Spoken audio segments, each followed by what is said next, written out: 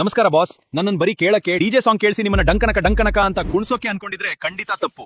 ನಾನ್ ಮಾಡೋ ಇನ್ನೊಂದು ಮುಖ್ಯವಾದ ಕೆಲಸ ಕೇಳಿದ್ರೆ ತಲೆ ತಿರುಗಿ ಬೀಳ್ತೀರಾ ನೀವು. ಫಸ್ಟ್ ನನ್ನ ಮೇನ್ ಜಾಬ್ ಬಗ್ಗೆ ಹೇಳ್ತೀನಿ. ಹೊರಗಿನ ಸೌಂಡ್ ವೇವ್ಸ್ ನನ್ನ ಹೊರಕಿವಿಗೆ ಬಿದ್ದ ತಕ್ಷಣ ಒಳಗಿರೋ ಇಯರ್ ಡ್ರಮ್ ವೈಬ್ರೇಟ್ ಆಗುತ್ತೆ. ಆಮೇಲೆ ನಮ್ಮ ದೇಹದ 3 ಅತಿ ಪುಟ್ಟ ಮೂಳೆಗಳು ಹ್ಯಾಮರ್, ಆನ್ವಿಲ್, ಸ್ಟಿರಪ್ ಈ ವೈಬ್ರೇಷನ್ ನ ಆಂಪ್ಲಿಫೈ ಮಾಡಿ ಕೊಕ್ಲಿಯಾ ಅನ್ನೋ ಸ್ಪೈರಲ್ ಸ್ಟುಡಿಯೋಗೆ ಕಳಿಸುತ್ತೆ. ಅಲ್ಲಿರೋ ಸಾವಿರಾರು ಚಿಕ್ಕ ಹೇರ್ ಸೆಲ್ಗಳು ಈ ಸೌಂಡ್ ವೇವ್ಸ್ ಅನ್ನ ಎಲೆಕ್ಟ್ರಿಕಲ್ ಸಿಗ್ನಲ್ ಆಗಿ ಕನ್ವರ್ಟ್ ಮಾಡಿ ಮೆದುಳಿಗೆ ಕಳಿಸುತ್ತೆ.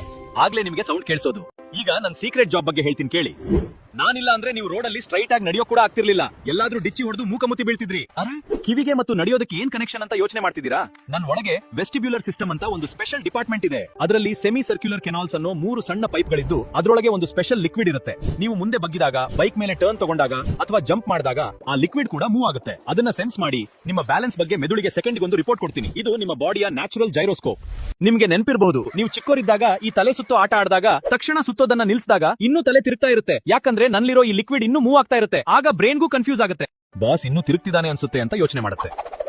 ಆಗ್ಲೇ ನೋಡಿ ನಿಮಗೆ ತಲೆ ಗಿರ್ ಅಂತ ತಿರುಗಿ ಎಲ್ಲಿ ಬೀಳ್ತೀವೋ ಅನ್ನೋ ತರ ಫೀಲ್ ಆಗೋದು.